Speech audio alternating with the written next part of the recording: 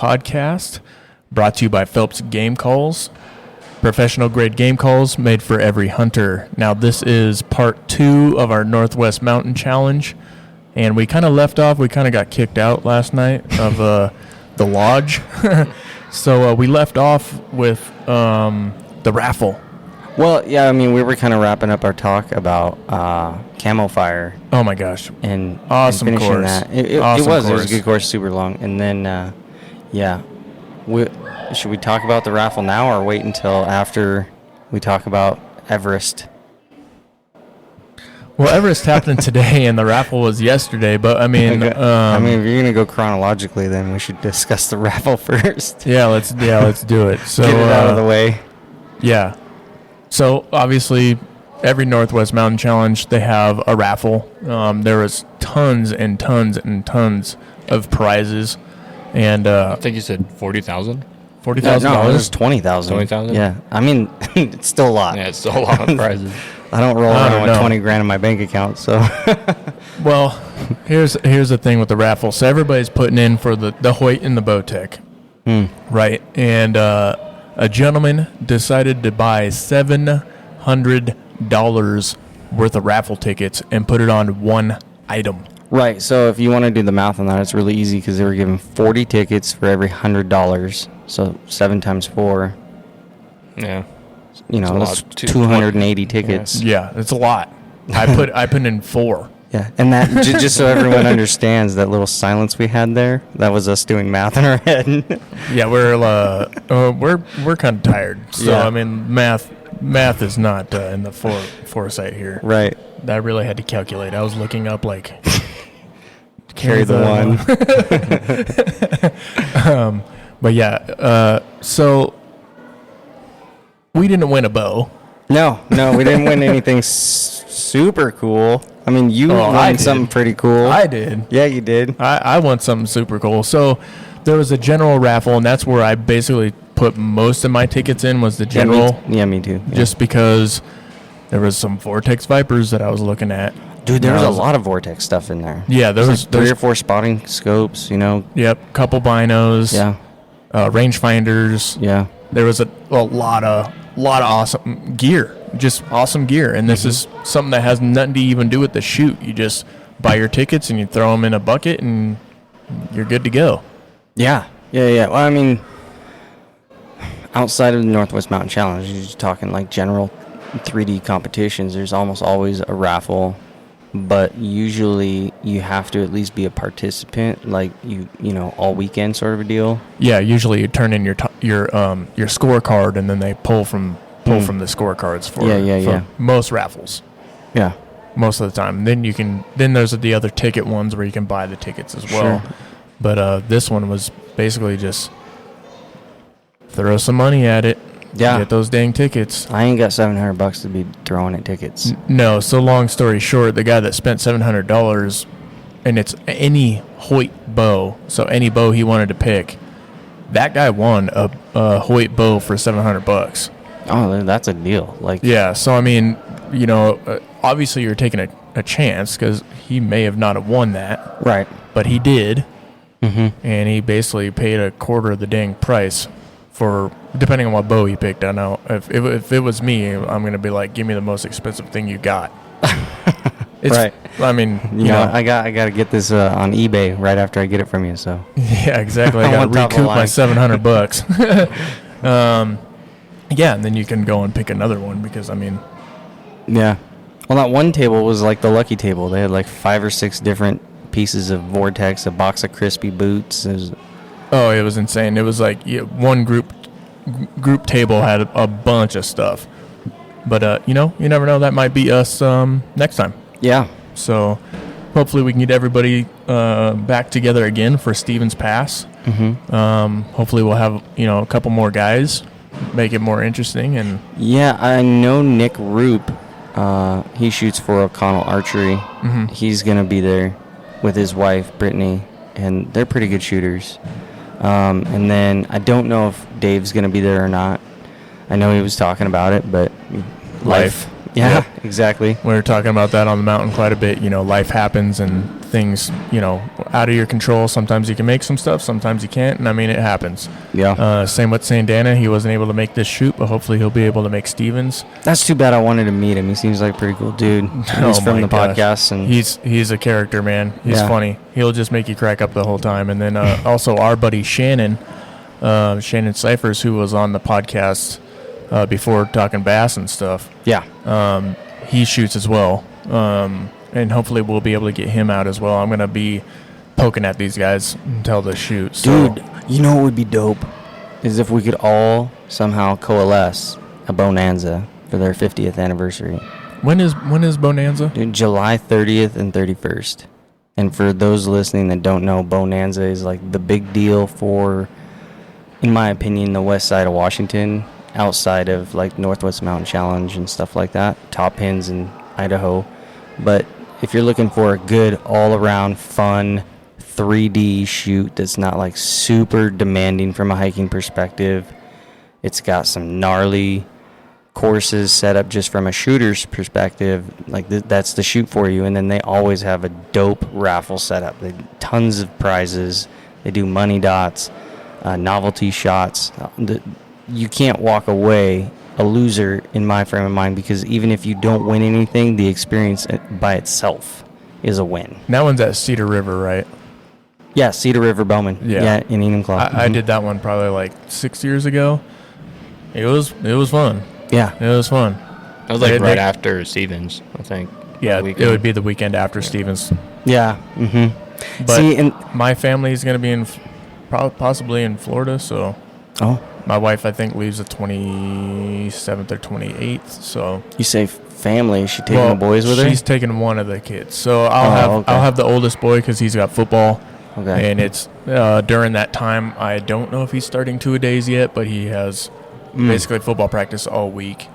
My youngest does have soccer, but my wife is going to Florida to take care of her sister who's dealing with cancer.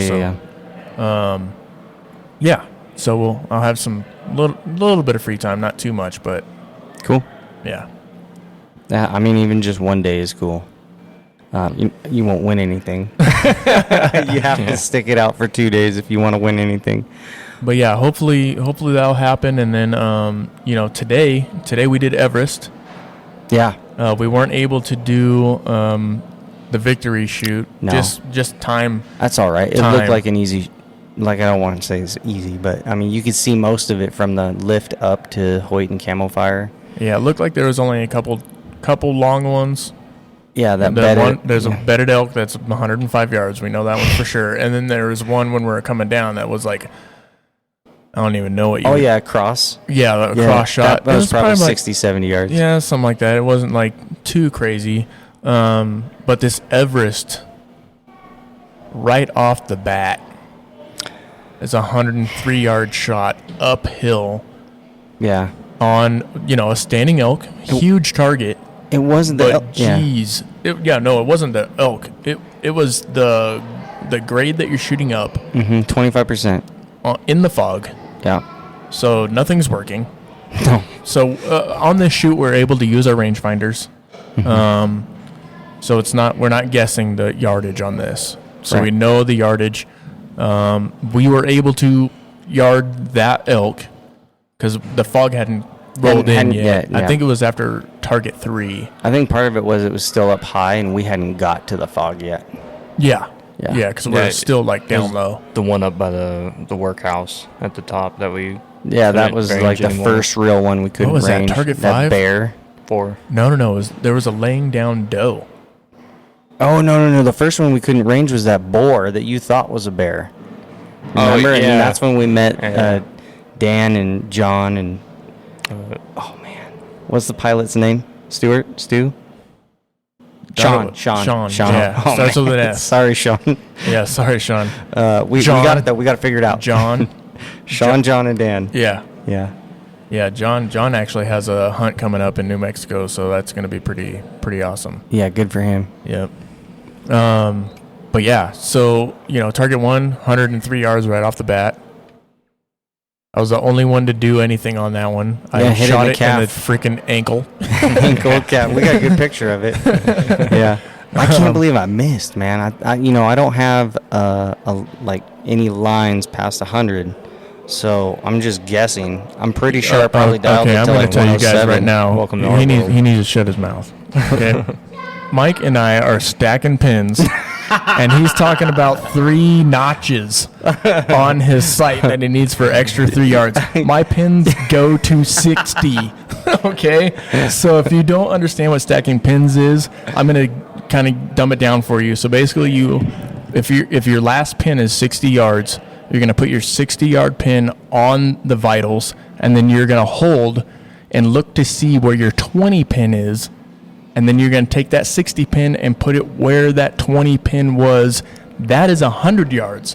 Now, you need a couple of extra more yards. 3 yards isn't that bad when you're talking 52, 53 yards, and you use your 50 pin. You can kind of like squeeze in still like a good shot.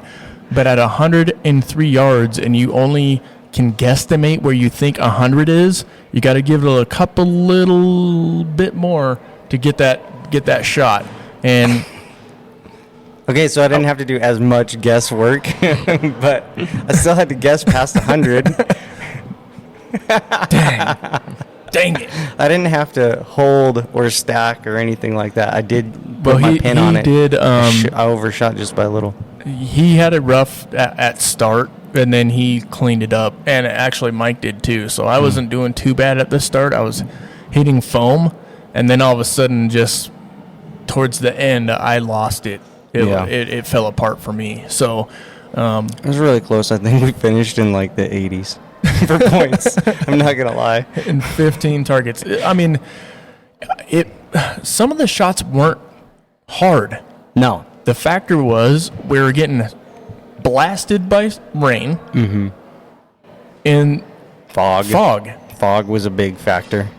Because, Now- I mean, I've got that lens on mine, and there were times like that standing bear. I couldn't see the standing bear. I had to shoot it with both eyes open. I saw like the top of the ears. Yeah, They're a yeah, different color. exactly, you And know. I basically just like Jesus take the wheel and shoot it, and I actually hit it. So Yeah, exactly. So there's a standing bear, and it's kind of weird because it kind of blended in with the ground. It did. It just, like I said, it looked like a big turd sticking up out of the ground. It was a very hard target to shoot. And to be honest, this group sitting right here, myself, and Dustin and Mike, we're the only ones that actually hit the dang target out of the 6 guys that were standing there shooting. Yeah. Because we ended up partying up with 2 other groups. So it was a double, 2 brothers, and then a single guy, and that was John. And we all just teamed up and did that after maybe target 5 or something like that. Yeah, No, it because was, he was the only one 6 or with a something. working rangefinder. it was the boar. Yeah. Like Yeah, we 3. teamed up. Was it? Yeah, 4? the boar was like target Yeah. 3 or 4. It was Oh, target wow. 3, and Yeah, it was so we shot really dang quick. near the whole shoot with these guys, and it was, since target 3 or 4, we shot the whole shoot with them. Yeah. We had 1 working rangefinder at the fog certain times. in the fog. Yeah, His was the only one that would work in the fog, and I have a pretty expensive Vortex rangefinder, Yep. and it just gave me the 3 dashes. It basically just gave me the bird. Gave you the electronic bird. Yep, and said not today. Nope. Yeah, mine was all like, oh, that 60-yard shot was 7 yards. Yeah.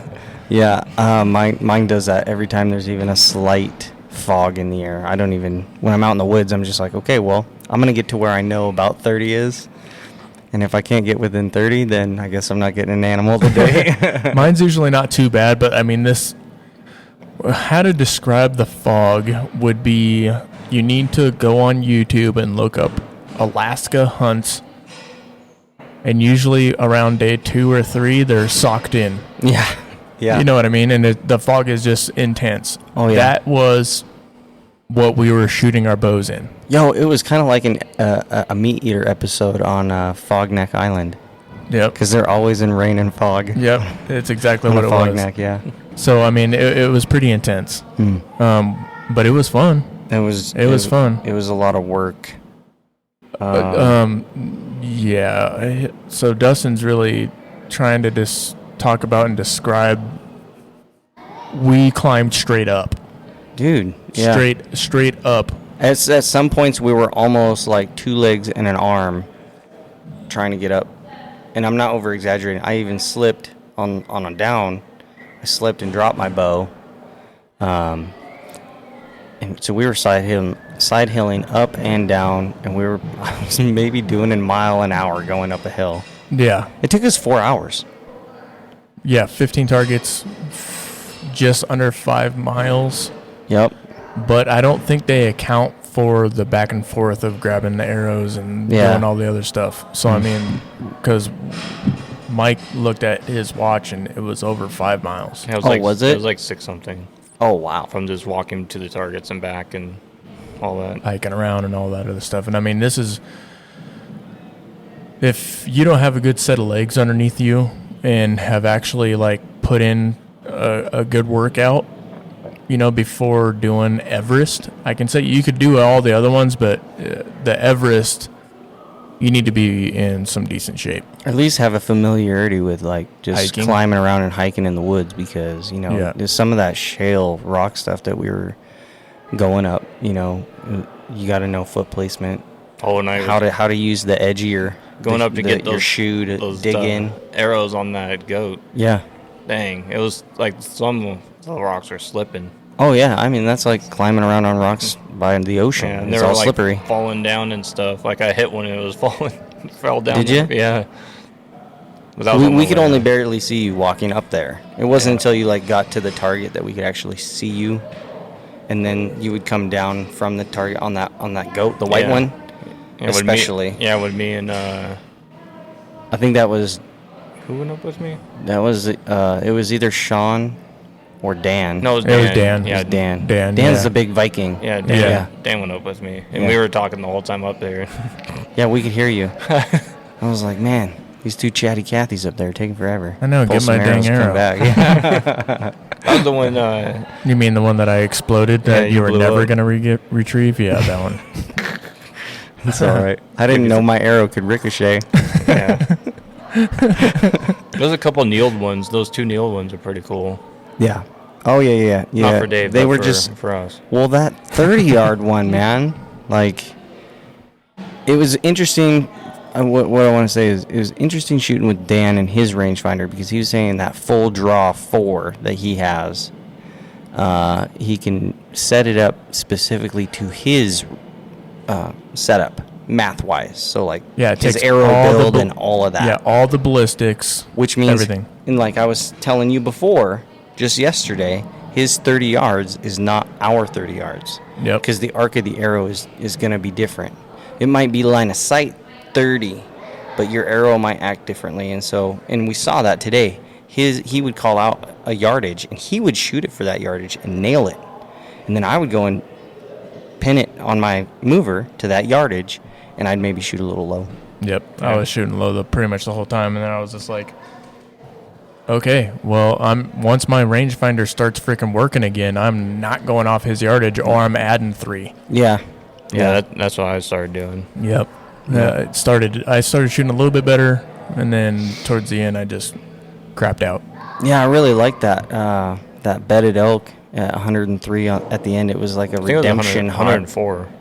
3 or 4. Hey, that 1 yard at 100 yards. Sure. I mean, To be honest, we almost 10'd it. Mike put in a good shot on that one too. Dude, he did. For not having a 100-yard pin. Yeah. And I got to compensate because my IBO is slow. So I had to go 100 yards when I was stacking pins and do 10 more yards above that. Because I'm like 6 yards a little bit slow on true pin stacking when it goes that high. Really? He has a lot of drop off after Yeah. 80 yards. Oh, After 80 yards, yeah. there's a huge drop off. Oh, So like his stacking is not like true on each pin. Okay. After 80 yards, Got it. we've Yeah. kind of figured that out just shooting a flat range. That's probably because you're shooting a heavy arrow. No, it's Well, my it's a hunting. IBO. It's a hunting grain arrow. I mean, It's actually pretty light for hunting. What are you no running? 440. Yeah. Oh, okay. That's not bad. That's- So It's for like barely Washington above. State, you have to have 6 grains per. per inch. So his is both of ours needs to be over 420. for it to be legal. He's at 440, and I think I'm at 435 or something like that. I know a lot of guys that shoot at 450, and I was kind of like, well, I want a little bit more speed out of it, maybe. I can shoot his arrows just the same as mine, and they're about 6 or 7 grains heavier or something like that. So I think once you get into like the 480 plus, that's when stuff really starts to slow down. Yeah. Oh yeah, for sure. Interesting. Well, good shot. Good shooting. Yeah, good shooting. Good, man. The end of it was good for me. Yeah. So your takeaway, Mike, if you're to like wrap this all in, man, for someone that has never shot a 3D before, who has actually never really hiked around with their bow ever, because you haven't even got to that point yet. Yeah. Explain Broke to somebody good. that yeah, definitely it did, and he shot freaking awesome. Yeah, he really did. For I would say this is an extreme type of 3D shoot. This is something that you're not really. I was getting better at those upward shots too. Yeah, like that one upward shot that you unfortunately blew up that arrow. Yeah, I had a couple blow ups. Yeah, but that's all right. Yeah, I destroyed it yesterday. So I mean, 60 yards you're gonna kill it. 60 and in. So I mean, even maybe 80 and in. Yeah, but I probably would have never taken an 80-yard shot. I'll probably try to creep in up on it. No, man, you want to be within 40. Yeah, that's like my goal. Within I like 40. 40 or closer. But what would you say to somebody that's never done this before and they're thinking about doing this shoot or any 3D shoot? Like, what would be your takeaway, since you're like the new guy? Yeah, I would say bring snacks. You should have told me. And a lot of water. Okay. But also, don't plan on just bringing your 5 or 6 arrows. You got to bring like 12 just in case. If you're like a semi-new shooter. Yeah. I unfortunately only lost 6 arrows out of my 13 or 11 or whatever I have. But like some people that I was talking to, like that one girl on the shoot yesterday, I was talking to her and she freaking just down to 2. That's a lot of arrows. She blew up a lot of arrows. Yeah, that's a lot of arrows. This isn't a course to like learn on, so to speak. Yeah, like I've been shooting like quite heavily around December and on. Yeah, you did a lot of lead up. Yeah, that's my point. So I probably had like 1,100 or 1,200 shots on my bow before even doing this. Right, and Probably you guys are even more shooting than that. the flat range at TSE. We shoot the flat range a lot, and then the walk-through range, which is like set up like a 3D, except for just shooting bales. Right. But it, you got those downhills, you got some uphills. Skook them. There's a various ranges. Mm-hmm. Just not shooting at foam. So you have like on a bale, you have some leeway because they're big, and on a skinny little teeny little bear. Oh yeah, quartering away or whatever. Yeah, you miss by 6 inches, your arrow's gone. Yeah. You know what I mean? Yep. Like, you don't have room for error necessarily on these 3Ds. Yeah, well, like that standing bear at 60, that light brown one. Oh yeah. Those And three the guys fog. totally missed it. Yeah, just to the right. Boom. Yeah. Every single one of them. So I was like, man, are they doing something wrong? Or Yeah, they the weren't wind paying kicking attention up to their back, bubble. I was talking with Dan and Sean. They were like, I didn't even look at my bubble. I said, that's why I let down, because I looked at my bubble and it was hard pressed on the left of my thing. Where we were shooting from, there was a bit of an angle. Yeah, slight. And, that slight angle, if you're not watching your bubble, you're going to lose an arrow. Yeah. It's not going to happen. Right. But anyways, that happened to me like a couple times. Yeah, it's really easy to do. And then, like, the thing that I'm always telling my daughter is you got to pay attention to your peep to front sight relationship. Because on, like, one of the shots, as soon as I drew back, I noticed my peep was cocked. And that little twist in your peep will affect your shot, and you'll throw it left or you'll throw it right. Yeah. You'll think you're money. And I wasn't even really paying attention to that. So... And one of the shots, I had to, like, draw back because I had to, like, reset because, like, the wind and rain didn't feel right, so I freaking had to reset. I think that was the one I was kneeling down and shooting up near the end. Yeah. And that's the one that I opted out of kneeling out on. Yeah, you should have. Dude, okay. So there's a 55-yard shot. It looked doable uphill. standing. I had a easy window. None of my pins were hitting anything, and my arrow hit like a branch or something at like 35 yards. And my usually on all 3Ds, when you draw back, and if it's a far shot, you need to see what's in front of you and see if any of your other pins are hitting anything. Because at 20 yards, if your 20-yard pin's hitting something, it's going to hit that. It's going to drill it. My pins were completely free.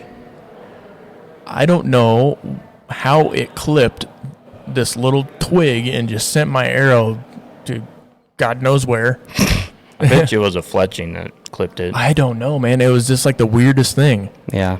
And I mean, it happens. It's whatever, but... Thankfully it was on foam and not a live animal. Oh, my gosh, I would have... Oh, man. Can you imagine if that my had been heart like would have a sank. big old muley or Nope, I elk? can't imagine that. And I you can't. just- Now I'm going to have bad dreams. It was fun, but Dustin and I were like at the end, we're kind of like competing a little bit because we're super close in points. Yeah. And then we both crapped the bed on that shot. Yeah. And we both look at each other like, oh great, here we go. It's like, okay, I think Mike's back in it. Yep. Mike's What were catching the back scores up. for- I didn't tally it up. you didn't I'm tally too busy trying to break down and get everything Yeah. set up to go. Speaking of that, we should probably put a cork in this. Yeah. So that was it. Oh. The standing or the laying down elk was the last shot, 103 yards. I came up about a yard short, and Dustin and Mike freaking drilled that sucker. Yeah. Awesome shots, awesome shooting. But Dustin, what would be your takeaway on this shoot? Because this is your first time doing this shoot. This particular shoot, yes. Top pin was similar, not as extreme, but definitely similar.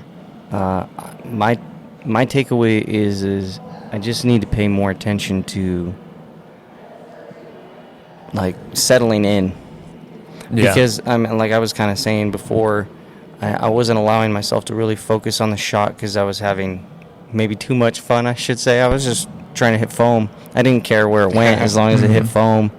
And so my pin would get there and I'd be like, yep, go. And I think if I had spent more time actually trying to like score well instead of just shoot, I would have lost less arrows, broke less arrows. That's my takeaway. I liked it. Yeah, for me, same thing. Settling in the shot. I did that during Camel Fire. Yeah. And I mean, oh, you really did. Yeah. you can. I mean, yeah, Camel Fire was awesome for me. I had a great shoot on that one. But coming down off the mountain, my knee was trash. So doing Everest, I was more or less just hoping that I could make it to the end. Yeah. But I was not settling in the shot, and I think the fog had a lot to do with that for me, like mentally, because I was just like, let's just get out of this crap, because in a hunting situation, I would have got lower and got out of the fog. So, but for the shoot, it raised the level of like difficulty for sure. So I think taking a little bit more time on the shot and really focusing in a little bit more, I would have done a little bit better. I mean, I didn't really shoot too bad. I missed 3 targets, so the 103-yard one, Yeah. and then 2 that I shouldn't have missed. Right. And that was just one I dropped my arm and blew my arrow up, and the other one I clipped a stupid little branch. But Yeah. just focus. I think focus. So I think at the Stevens Pass one, I'll definitely have a lot better shoot. And I mean, I haven't shot a 3D in a super long time, so I know for next season, I'm jumping up to a mover. So that's going to be my takeaway. Option, dude. I'm getting a new bow sight. Option 4 sounds really good. Yeah, I'm actually going to look into At that. least for a hunting site. I think I'm going to go into that one only because you can have, the 4 fixed pins, and that 5th pin could be your mover, so that I can still have my 20 to 60. But for shoots like this, I have a mover sight. So all in one sight. Yeah. So I think that's really cool. Yeah. So I might do that, or I might do the Black Eagle 5-pin mover. Yeah. And just so people are clear, Or like, not the Black Eagle, the Black Gold. Yeah, because there are other companies that have that floater pin, if you will, that mover pin, but the option, like, flips it out. So you have your 4 pins that are fixed, and they flip out, and then you have your mover. To a single pin. Yeah, on a single pin. So Pretty cool. It is Pretty cool. Can I just say 2 things before we? No, yeah, man, you're good. The first one is for all those people that might live in and around the Shelton, Washington area, go check out O'Connell Archery. They'll be your closest local bow shop, and they do good work. They helped me restring my bow, and they helped me build my arrows, and my arrows were shooting good, so Nice. better than I was shooting. Nice shout out. I like it. Yeah, and the Rugged Arts on YouTube, you can find content there as well, and I also have a podcast. So Yep, and then you'll probably hear this on the Rugged Arts podcast yeah, and on the website because we're actually we'll just on the dual-list it. GoPro Yeah. right now. Yeah, we are. So if you're actually looking for the Ridgeline Hunting Podcast, you can find us on Apple Podcasts, Spotify, Google Podcast, iHeartRadio, YouTube, and on YouTube it's Ridgeline Hunting. But everybody, thank you for listening, and get out and shoot your bows, and when you do, focus up. Yeah. All right, everybody, have a good one.